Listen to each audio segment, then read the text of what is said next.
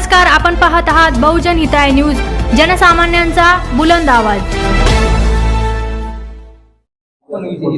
इसको जूम करिएगा, यहाँ पे लिखा हुआ है, बाद के नोट में हटा दिया।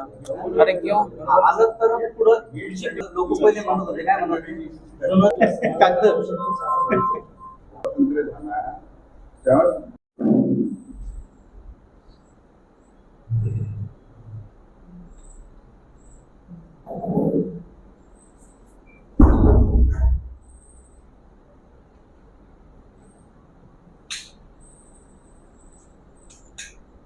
ललित कुमार कोटा राजस्थान से हूँ। आज हमने जो प्रेस वार्ता महाराष्ट्र में जो रखी है, इसमें हम सरकार की गलत नीतियाँ, जो शोषणकारी नीतियाँ हैं, उनके खिलाफ अपनी बात प्रेस और मीडिया के मार्फत जनता के बीच रखने के लिए ये एक छोटी सी प्रेस कॉन्फ्रेंस हमने आयोजित की है।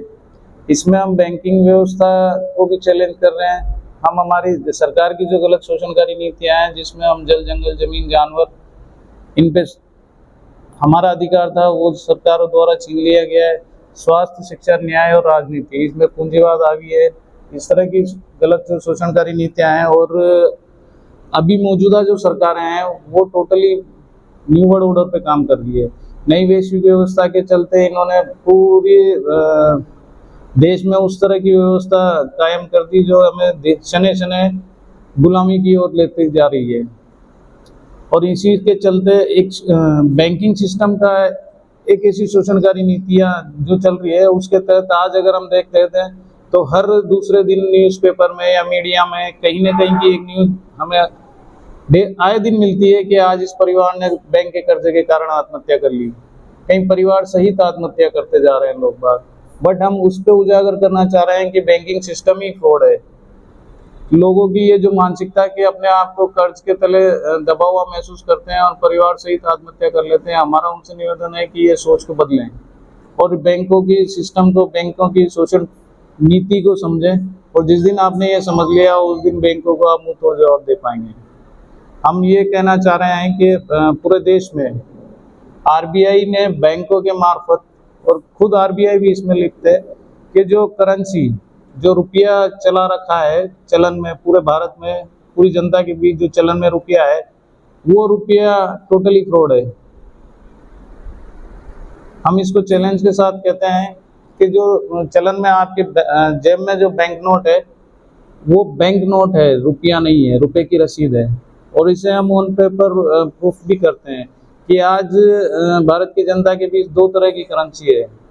इसको मैं आपको प्रैक्टिकली भी बता देता हूँ।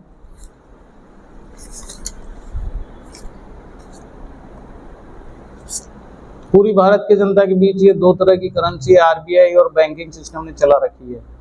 हम भारत के नागरिक हैं, अपनी मेहनत और अपनी ऊर्जा के बल पे हमें जो मेहनताना मिलना चाहिए, या जो उसका हमें मेहनत के रूप में जो मिलता है, वो भारत का रुपया मिलना चाहिए। ये भारत का रुपया है, ये ही भारत की करेंसी है।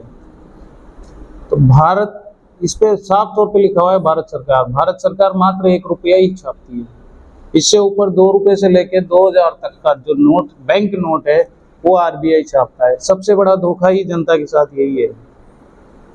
इस नोट पे 3 बातें लिखी हुई है। रिजर्व बैंक ऑफ इंडिया, मतलब आरबीआई से छाप रहा है। आरबीआई कौन है? आरबीआई आज दिनांक तक भी बैंक ऑफ इंग्लैंड की प्राइवेट शाखा है हिंदुस्तान में। इट मीन्स आरबीआई द्वारा छपा हुआ नोट भारत का नोट नहीं है। भारत का रुपया ये रुपया है। अब इसमें सबसे बड़ा जो धोखा किया गया है, 3 बातें मैंने कहा इसमें लिखी हुई है। आरबीआई, जो कि मैंने बताया आपको कि प्राइवेट संस्था है, प्राइवेट शाखा है बैंक ऑफ इंग्लैंड की आज भी। फिर इसमें लिखा हुआ है guaranteed by the central government. अभी थोड़ा सोच का विषय है कि दी सेंट्रल गवर्नमेंट क्या है, या केंद्रीय सरकार क्या है। भारत सरकार को हम 3 नामों से जानते हैं, भारत सरकार या गवर्नमेंट ऑफ इंडिया, दूसरा रिपब्लिक ऑफ इंडिया जो अपने पासपोर्ट पे लिखा होता है, तीसरा हमारे संविधान की भाषा में यूनियन ऑफ इंडिया। केंद्रीय सरकार कोई नहीं है, तो जो है ही नहीं वो गारंटी कैसे ले रही है। फिर इस पे तीसरी बात आ जाइए कि ये गवर्नर का वचन खंड इस पे उल्लेखित है। इसमें लिखा हुआ है कि मैं धारक को 50 रुपया, 100 का है तो 100 का, 500 का है तो 500 का मैं धारक को 50 रुपया अदा करने का वचन देता हूँ। धारक कौन? इट मीन जिसके हाथ में ये है, और उसे ये 50 रुपया, इसके बदले 50 रुपया अदा करने का वचन देता है। नीचे गवर्नर के साइन है। इट मीन्स ये रुपया नहीं है, ये रुपए की रसीद है, इसके बदले 50 रुपये मिलेगा। अब रुपए छापने का जो कानून था उस पर अगर गौर किया जाए तो 1870 कोइनीज एक्ट, उस एक्ट में उल्लेखित था कि जब तक हमारे उस वक्त अंग्रेजों का शासन था और हमारे दादा परदादा जब वित्तीय लेन देन जो करते थे, सोने चांदी की मोहरों में उस वक्त वित्तीय लेन देन हुआ करता था, और भारत की करेंसी भी उस वक्त वही हुआ करती थी। उस वक्त ये चांदी का 1 रुपया ये तय था। तो 10 चांदी के रुपए बराबर, मतलब सोने और चांदी में जो विनिमय होता था, उनके सिक्कों में जो विनिमय होता था, इनकी कीमत में वेरिएशन था। तो उसको निर्देशित करने के लिए उस वक्त तय किया गया, क्योंकि सोने और चांदी की कीमत में फर्क होता है, तो 10 चांदी के रुपए बराबर 1 सोने की मोहर वो हुआ करती थी। ये 1 सोने की मोहर, आपके 10 चांदी के रुपए बराबर 1 सोने की मोहर। वजन फिक्स था, मानक तय था 1 तोला। जिस तरह अभी आप इसको ऐसे समझे, वजन का मापक किलोग्राम, 1 किलो में 1000 ग्राम होता है। कम तो नहीं ले सकते ना आप, 900 ग्राम को 1 किलो मान लेंगे क्या? नहीं मान सकते। लिक्विड में अगर कुछ मापना हो आपने, तो उसमें उसका मापक क्या होता है? लीटर। 1 लीटर में 1000 मिलीलीटर। 900 मिलीलीटर को तो आप 1 लीटर नहीं मान सकते ना। 1 घंटे में 60 मिनट होते हैं,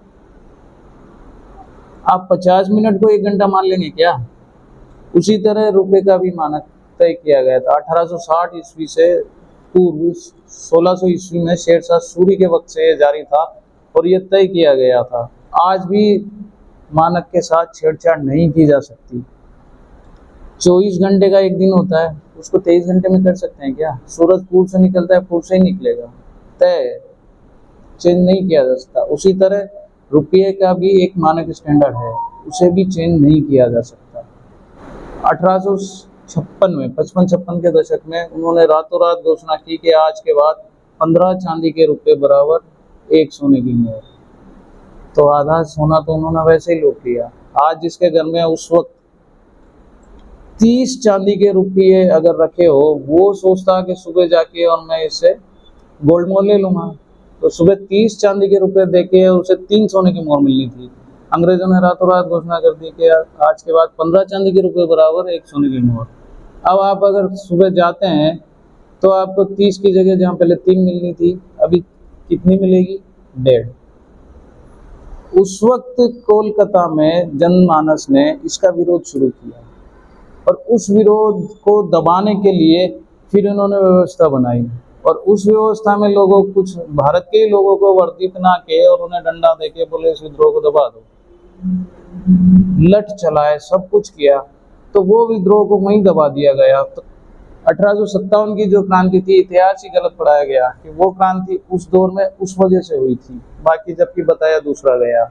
उस क्रांति को दबाने के लिए इन्होंने पुलिस की व्यवस्था की, और उसी के बाद से जब उन्होंने देख लिया कि हाँ कि चंद लोगों को, मुट्ठी भर लोगों को हम डंडे देके और अगर जनमानस पे छोड़ दें तो लोगों को दबाया जा सकता है, उसी लिए इन्होंने फिर पुलिस की स्थापना कर दी और 1860 में पुलिस एक्ट बना के हिंदुस्तान में पुलिस की स्थापना की। तो पुलिस आज की तारीख में लोगों की आवाज उठाने के लिए, उनको दबाने के लिए है, न कि उनकी सेवा सुरक्षा के लिए। इस तरह से बैंकों ने ये फ्रॉड किए। आज अगर इसमें चलता है कि 1857 में, अभी वापस आ जाते हैं, 1968 तक नोट पे लिखा होता था आई प्रोमिस टू पे द बियरर ऑन डिमांड। नीचे लिखा होता था attorney office of issue.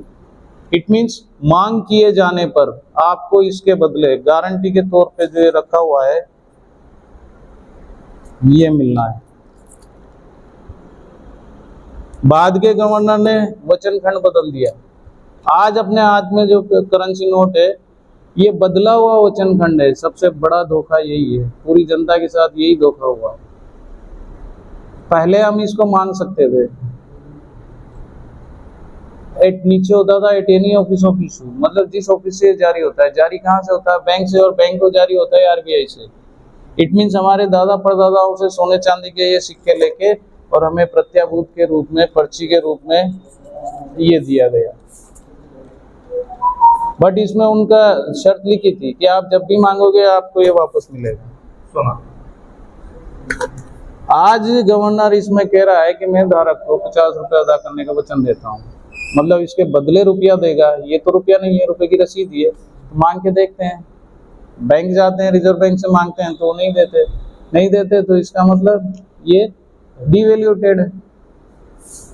Valuated तो वही हुआ ना, सोना चांदी, उसको अगर परिणति देखें तो स्टैंडर्ड है रुपए का। दूसरी बात कि कोई भी देश अगर अपनी करेंसी छापता है तो उसके पीछे कुछ ना कुछ उसे रिजर्व रखना पड़ता है। पेपर करेंसी के पीछे क्या रखना पड़ता है? गोल्ड। हमारे पास वो एविडेंस है जिसमें हमने प्रूव किया है 768 पॉइंट कुछ मेट्रिक टन गोल्ड हिंदुस्तान ने बैंक ऑफ इंग्लैंड और बैंक ऑफ सेटलमेंट जापान वहां रिजर्व रखा हुआ है। उसके बदले मात्र 4.92 लाख करोड़ रुपया ही छाप सकते हैं, और छापा हुआ कितना है? 34.78 लाख करोड़। इट मीन्स आपकी गारंटी कितने के पीछे? 4.92। चलिए 5 मान लेते हैं, 5 लाख करोड़ के पीछे गारंटी है। उधर 34.78 से 35 मान लेते हैं। 35 से 5 लाख करोड़ आप माइनस करेंगे तो 5 लाख करोड़ के पीछे ही गारंटी है। 30 लाख करोड़ के पीछे कोई गारंटी नहीं है। तो 30 लाख करोड़ रुपया जो भारत में जनता के बीच सर्कुलेट है वो डिवैल्यूएटेड है। 24 नवंबर 2024 में हमारे संस्थापक सदस्य डॉक्टर देवेंद्र बलारा व शोधकर्ता घनश्याम वर्मा जी की यह बुक हमने जनता के लिए लॉन्च की थी। इसमें हमने सारे संवैधानिक और सभी जानकारियां इसमें पेपर उल्लेखित है। डिवैल्यूएशन तो इन्होंने धोखाधड़ी की है लोगों के साथ, उसमें गजट तो इन्हें पेश करना था। आज आप उठा के पूछ लीजिए कि इसके बदले क्यों नहीं दे रहे। कहते हैं कि नहीं, कि मानक स्टैंडर्ड खत्म कर दिया। अरे मानक स्टैंडर्ड अगर खत्म कर दिया, इट मीन्स मनमर्जी जितना छाप सकते हो ना, तो वो भी छाप लो जो हमसे लेना है। जब सिंपल सी बात जनता को ये बात अगर समझ में आ गई कि छापने की आप में ताकत है 5 लाख करोड़, छाप रखा है 35 लाख करोड़, फिर जब हम वित्त मंत्रालय से पूछते हैं तो वित्त मंत्रालय हमें जवाब देता है कि जब वित्त मंत्रालय से हमने पूछा कि पूरी भारत की जनता पर कर्ज और लोन के नाम पे कितना दिया हुआ है, तो वित्त मंत्रालय से हमें जवाब मिलता है 255 लाख करोड़। अब सोचने की बात यह है, 255 लाख करोड़ आपने कर्ज और लोन के नाम पे पूरी जनता को बांट दिया। पैसा आपके पास कितना होना चाहिए? 5 लाख करोड़। छाप कितना रखा है? 35 लाख करोड़। 35 में से 5 गया तो 30 तो वैसे ही फर्जी था। अब इसको आप 255 लाख करोड़ से अगर माइनस करते हैं तो 220 लाख करोड़ रुपए जो आप पे मुझ पे लोन और कर्जे के नाम पे लदा हुआ है।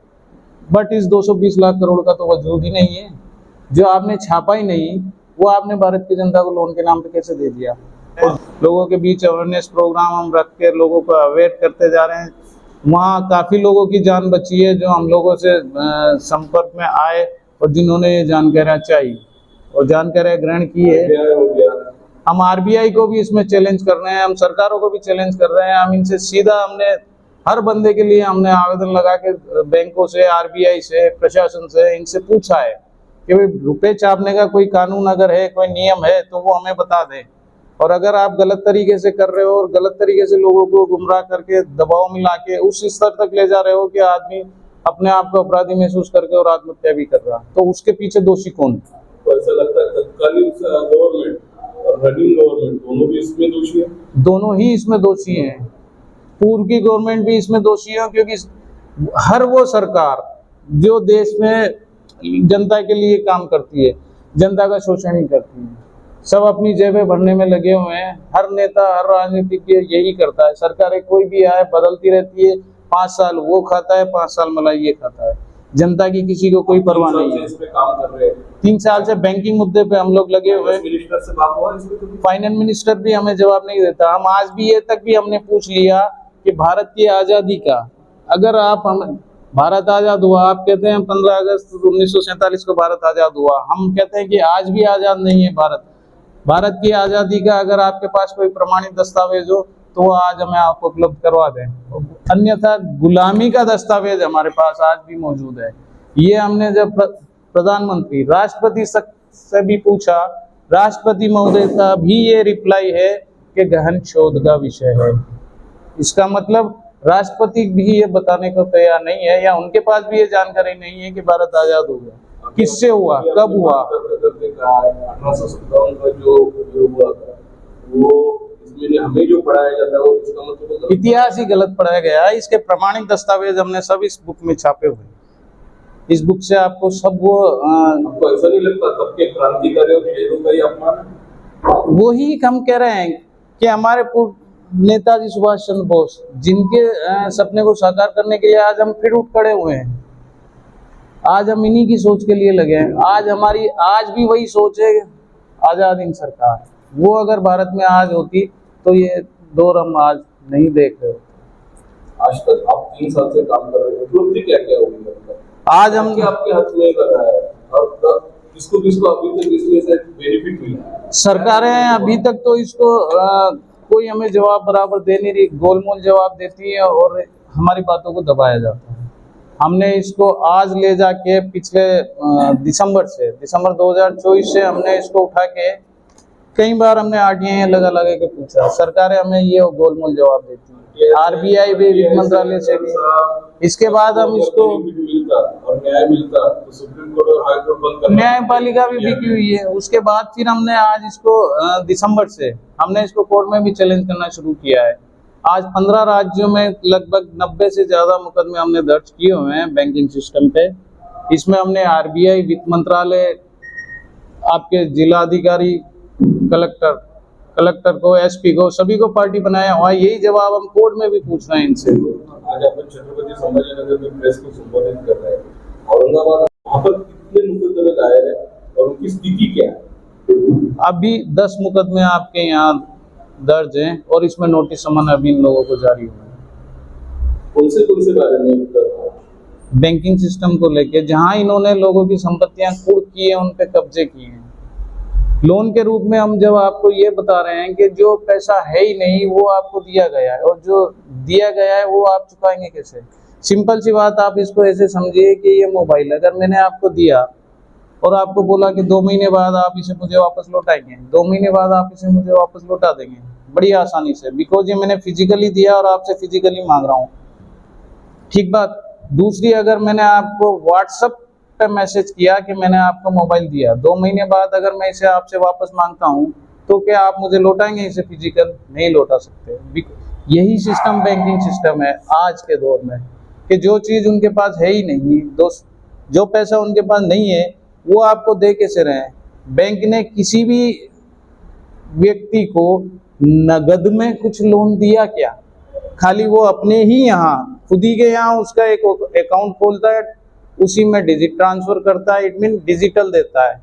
और अगर आप 1 महीने अगर डिफॉल्ट हो गए तो फिजिकली वसूली के लिए आ जाता है। इट मीन्स नकली करेंसी, आभासी करेंसी आपको दी जा रही है, बदले में आपकी असली मेहनत की कमाई, आपकी पूंजी, आपकी संपत्ति वो लूटी जा रही है। करेंसी नकली है ऐसा? हाँ, मैं बोल रहा हूँ ना, मैं तो खुलेआम बोलता हूँ कि मैं भारत की करेंसी को मैं फर्जी बोलता हूँ। अगर इसमें अगर किसी को आपत्ति है तो मुझ पे केस करे, मुझे गिरफ्तार करे ना। तो फॉरेन में अपनी करेंसी क्यों चलती है? गोल्ड के बेस पे ही चल रही है, जो इसके पीछे प्राइमरी रखी हुई है। गोल्ड के बेस पे ही चल रही है फॉरेन में, जिस प्राइमरी जो रखी। डेबिट कार्ड है, क्रेडिट कार्ड है, किसान कार्ड है, आपने इसको भी फर्जी करा। हाँ, जो चीज नहीं है वो आपको दी जा रही है। मैं इसको आपको कह रहा हूँ आभासी करेंसी है। इट मीन्स आप मुझसे वही तो लोगे जो आपने मुझे दिया है, और आप मुझे वही दोगे जो आपके पास है। जो आपके पास है ही नहीं वो आप मुझे दे कैसे दोगे? बैंकों ने यही तो किया है, जो उनके पास नहीं है वो डिजिटल आपको दिखाया जा रहा है कि मैंने दे दिया, और आप निकाल रहे हो इधर एटीएम से आपको रुपया, भारतीय रुपया नहीं मिल रहा, ये बैंक नोट मिल रहा है। आप इसके बदले इस पे साफ तौर पे लिखा हुआ है, गवर्नर इस पे कह रहा है कि ना कि मैं धारक को 50 रुपया अदा करने का वचन देता हूँ। आप मांगिए ना गवर्नर से कि ये आपका शपथ पत्र है, एफिडेविट है, रुपए की रसीद है, रुपया नहीं है, आप खुद कह रहे हो, नीचे साइन है आपके, तो इसके बदले 50 रुपए दो ना। कौन सा रुपया है 50 रुपया? इंडिया में चलन सिर्फ 1 रुपया जो है वही चलन है, बाकी वो ही भारतीय रुपया है। ये बैंक नोट है जो विदेशी शाखा इंडिया में है, उसने ये चलाया हुआ है, मात्र धोखा है। चाहे वो 1800 का रुपया हो या आज का, ये रुपया ये वैध है। इसमें साफ तौर पे इनका वचन खंड के तहत शर्त भी उल्लेखित है, आई प्रोमिस टू पे द बियरर ऑन डिमांड। इसको मैं अगर संविधान के तौर पे अगर आपको बताऊं तो 1870 में कोइनीज एक्ट बना, 1871 में कोइनीज एक्ट, 1882 में पेपर करेंसी एक्ट, 1906 में कोइनीज एक्ट, उसके बाद 1934 में आरबीआई एक्ट बना था। और आरबीआई एक्ट जब बना था उस वक्त ब्रिटिश काल था। आरबीआई एक्ट की अध्याय 3 धारा 39 में अगर आप पढ़ेंगे तो उसमें साफ तौर पे उल्लेखित किया हुआ है कि मांग किए जाने पर, इसमें करेंसी में दो ये है रुपया में, एक डॉलर है और एक नोट है। डॉलर अपने यहाँ का रुपया नहीं, अपना रुपया ये रुपया। अभी जो कॉइन है वो बिटकॉइन और ये सब ये इसके मौलिक रूप हैं जो अलग अलग कंट्रीज ने अपना अपना अलग अलग चला रखा है। जिस देश के पास सबसे ज्यादा सोना है वही देश पावरफुल है, तो उस देश ने अपना कोइन निकाला हुआ है कि नहीं, और वो अपनी सत्ता चलाता है। जिसके पास सोना है उसने अपना कोइन निकाल दिया और उसका कोइन जिसने खरीदा वो कहीं भी ले जाके चला सकता है। तो इंडिया पहले भी सोने की चिड़िया था, आज भी है। अपना ही धन अपनी ही दबा के और अपनी ही जनता को लूटा जा रहा है।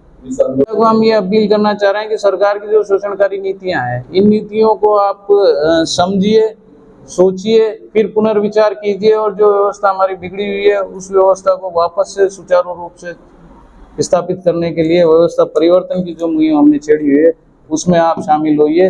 तब जाके आप अपनी पीढ़ी को, अपने वंश को, अपनी आने वाली नस्ल को बचा पाएंगे। अदरवाइज हमारा वजूद खत्म हो जाएगा। शामिल होना है तो क्या करना चाहिए, कहाँ आना पड़ेगा, किससे कांटेक्ट करना? इसके लिए आपको कहीं आने की आवश्यकता नहीं है। हर जगह हमारी तरह जागरूक लोग हैं जो वैसे ही जनता के बीच मौजूद रहते हैं। और हमारी जो नीतियां हैं, ट्रेनिंग शेड्यूल हम लोग रखते हैं, पूरे इंडिया में हमारा ट्रेनिंगों का दौर रहता है। 3 दिवसीय हम ट्रेनिंग रखते हैं। उस ट्रेनिंग में हम 3 दिन तक लोगों को पूरी सरकार की शोषणकारी नीतियों की जानकारियां देते हैं, उससे किस तरह से बचाव हो सकता है या विरोध किस तरह से किया जा सकता है, या इनसे हम किस तरह से अपनी पीढ़ियों को, अपनी नस्लों को बचा सकते हैं, ये हम उसमें सारी जानकारी देते हैं। आज आपके साथ पत्रकार परिषद में कौन-कौन आपके साथ साथी है? पत्रकार आपके साथ में कौन-कौन से पत्रकार भी आपके साथ? जयकर जी, गणेश बाबू, ये आपके संभाजी नगर से ही शामिल हैं। Thank you.